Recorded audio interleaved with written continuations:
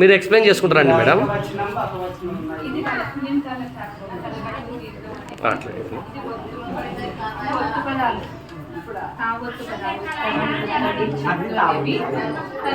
ఇవి ఏకవచనం బహువచనం అంటే బడి బడులు. ఒకటి ఉంటే ఏకవచనం అంటారు, ఒకటి కంటే ఎక్కువ ఉంటే బహువచనం అంటారు. అంటే కొంగ కొంగలు, పుస్తకం పుస్తకాలు, వచనాల ల్యాడర్ అన్నమాట. ఇది రాసులు, మనకి రాసులు 12 ఉన్నాయి.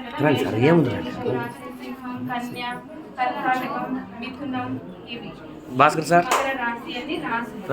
తర్వాత తెలుగు నెలలు, ఇంగ్లీష్ నెలలు 12 ఉన్నాయి కదా, అలా తెలుగు నెలలు మన చైత్రం, వైశాఖం, జ్యేష్ఠం, ఆషాఢం, శ్రావణం, భాద్రపదం, ఆశ్వయుజం, కార్తీకం, మార్గశిరం, పుష్యం, మాఘం, ఫాల్గుణం. తెలుగు నెలలు 12.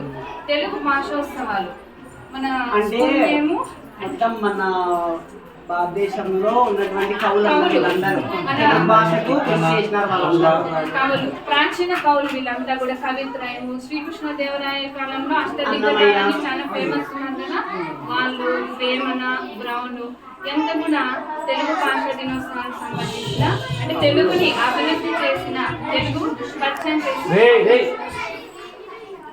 నెక్స్ట్ నక్షత్రాలు. ఇక్కడ నక్షత్రాలు అనేవి 27 నక్షత్రాలు, 27 ఇవన్నీ ఇక్కడ ఇటు నుంచి స్టార్ట్ అవుతాయి. అశ్వని, భరణి, కృతిక, మృగశిర, ఆరుద్ర, ఇది కంటిన్యూషన్ అన్నమాట. ఇవన్నీ కూడా నక్షత్రాలు. తర్వాత మనకి ఆయనాలు 2 ఉన్నాయి, ఉత్తరాయణం, దక్షిణాయనం. 3 ఋతువులు వస్తాయి, శిశిర ఋతువు, వసంత ఋతువు, గ్రీష్మ ఋతువు. దక్షిణాయనంలో 3 ఋతువులు. అంటే ఆయనములు 2, ఆయనంలో వచ్చే ఋతువులు ఒక్కొక్క దాంట్లో 3 మొత్తం ఋతువులు 6. మనకి వేదాలు అనేది 4 ఉన్నాయి. సామవేదం, యజుర్వేదం, అధర్వణ వేదం, ఋగ్వేదం, 4 వేదాలు. మన పండుగలు మనం జరుపుకుంటాం కదా పండుగలు, దసరా, దీపావళి, రంజాన్, క్రిస్మస్, సంక్రాంతి, హోలీ అనేవి ఇంకా పండుగలు ఇవన్నీ. ఇది గుణింతాల నిచ్చెన. అంటే మనం ఇక్కడ కా పెట్టినాం అనుకోండి,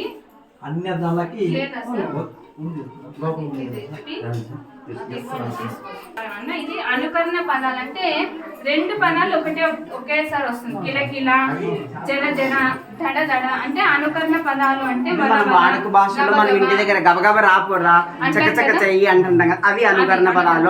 పక్క సల సల అన్నమాట. ఇది అచ్చులు, హల్లులు. మొత్తం ఆ నుంచి పండిన ఉండేవి. ఇక్కడ తెలుగు సంవత్సరాలు మనకు 60 ఉన్నాయి. అంటే ప్రభవ, విభవ, శుక్ల, ప్రమోదూత, మొత్తం 60.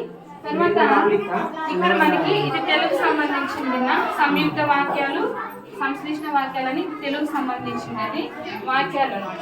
వర్ణమాల చెట్టు, మొత్తం ఆ నుంచి అన్ని అక్షరాలు కూడా ఇక్కడ ఇవ్వడం జరిగింది. ఇందులో భాషా భాగాలు అంటే నామవాచకం, సర్వనామం, క్రియ, విశేషణం. పేర్లను తెలిపేది నామవాచకం. అంటే మనుషుల పేర్లు కానీ, వస్తువుల పేర్లు కానీ, చెట్ల పేర్లు కానీ, పక్షుల పేర్లు కానీ తెలిపేది నామవాచకం. పావురం, తుంగభద్ర, గాయత్రి, ఇవన్నీ కూడా నామవాచకం. తర్వాత సర్వనామం అంటే నామవాచకాన్ని ప్రతిసారి మనం వాడమన్నమాట. పేర్లకు బదులుగా వాడేది ఈ సర్వనామం. తర్వాత క్రియ, మనం ఏ పని చేసినా కూడా క్రియ అంటారు. పనులు తెలుగు అన్ని కూడా పనులు. ఇది విశేషణం. అంటే ఏనుగు పెద్దగా ఉంది, పెద్దగా అనేది విశేషణం. జిరాఫీ పొడవుగా ఉంది, పొడవు అనేది విశేషణం అన్నమాట. ఇంకా మీరు చెప్పారు కదా రాసులు. ఇప్పుడు ఇక్కడ ఉంది కదా పట్టాలి.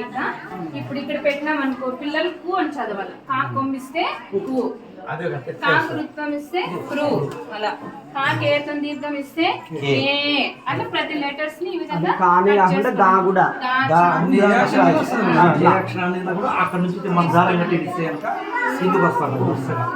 తెలుగు సంవత్సరాలు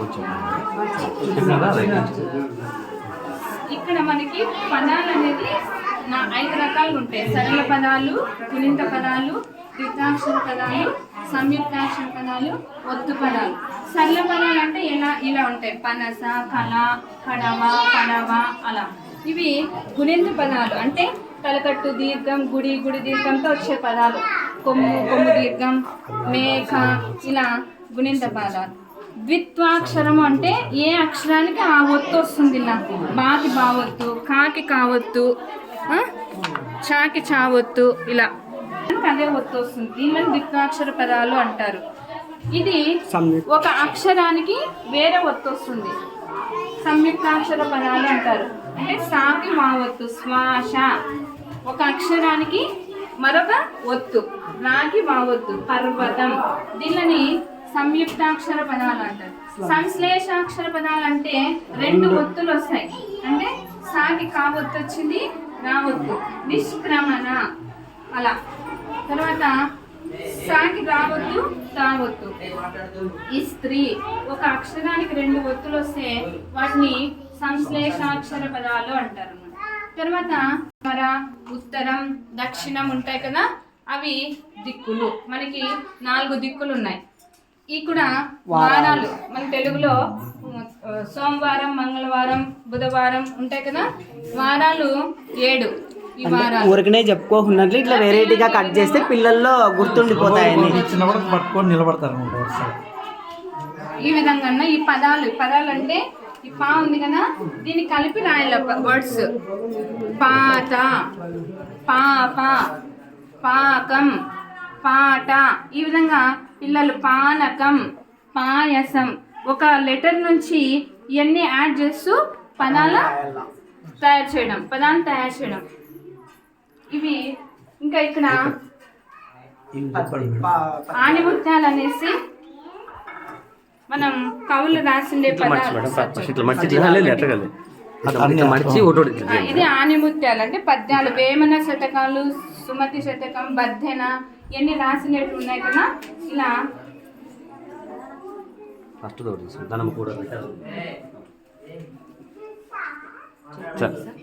ధనము కూడబెట్టి దానంబు చేయక తాను తినక లెస్స దాచుగాక తేనెటీగ కూర్చి తెరవరికియదా విశ్వదాభిరామ వినరవేమని వేమన శతకం ఒకటి. అదే విధంగా ఎంత చెలిమి చేసి ఇట్లా ఒక్కొక్క దానికి సంబంధించి ఒక్కొక్క కవికి సంబంధించి ఒక్కొక్క శతక పద్యాలు రాసి పుత్రోత్సాహం, పుత్రుడు పుట్టగా. పిల్లలకి ఇవి చూడడం వల్ల ఏమైతుంది అంటే మామూలుగా చదివేకి ఒక 1 ఈ పక్క లాగడం అంటే ఇది అట్రాక్షన్ తీసుకెళ్ళడం. దాన్నే అట్రాక్షన్. ఎప్పుడైతే అట్రాక్షన్ వస్తుందో వాడు చదువు నేర్చుకోవాలని కోరిక వచ్చేస్తుంది. కాబట్టి పిల్లలకు అట్రాక్షన్ లో భాగంగా ఇలా ప్రతి ఒక్కటి తయారు చేయడం జరిగింది. ఈ ఆనిముత్యాలు అయితే ఇవన్నీ మొత్తం అంతా పిల్లలకి ఒక తర్వాత ఇక్కడ తెలుగు తల్లి తేనె పలుకుల తెలుగు తల్లి అని ఒక గేయం ఉందన్నమాట. 5వ తరగతిలో 4వ తరగతిలో పాఠ్య పుస్తకంలోని గేయాన్ని ఈ విధంగా పిల్లలకి రాసి ఇలా డిస్ప్లే చేయడం వల్ల విద్యార్థులందరూ కూడా రాగయుక్తంగా ప్రతిరోజు పాడడం నేర్చుకోవడం జరిగింది. విద్యార్థులు దీన్ని చూసిన వెంటనే వాళ్ళంతకు వాళ్ళే కూడా ఆ పాటని పాడడం జరుగుతుంది. ఇక్కడి నుంచి రాకూడదు మేడం, ఇవి ఇట్లా వెళ్ళిపోతా. హల్లుల విభాగం కా నుండి మా వరకు గల అక్షరాలు 5 వర్గాలుగా విభజిస్తారన్నమాట. ఖ, ఖ, గ, ఘ, జ అంటే కా వర్గానికి సంబంధించినది. ఇది వచ్చేసి చా వర్గానికి చ, ఛ, జ, ఝ, ఇంగిన ఇది చా వర్గం. అట్లా టా వర్గము, తా వర్గము, పా వర్గం. ఇప్పుడు మనం కఠినంగా పలికే అక్షరాలు అంటే కనుక కజట తప అని వస్తుంది. అంటే పరుషమైన పదాలు కఠినంగా పలుకుతాం దాన్ని. తేలికగా పలికే అక్షరాలు వచ్చేసి జ, జ, డ, ద, బ సరళ పదాలు. మామూలు ఇప్పుడు మేడం చెప్పేది కదా ఆ విధంగా.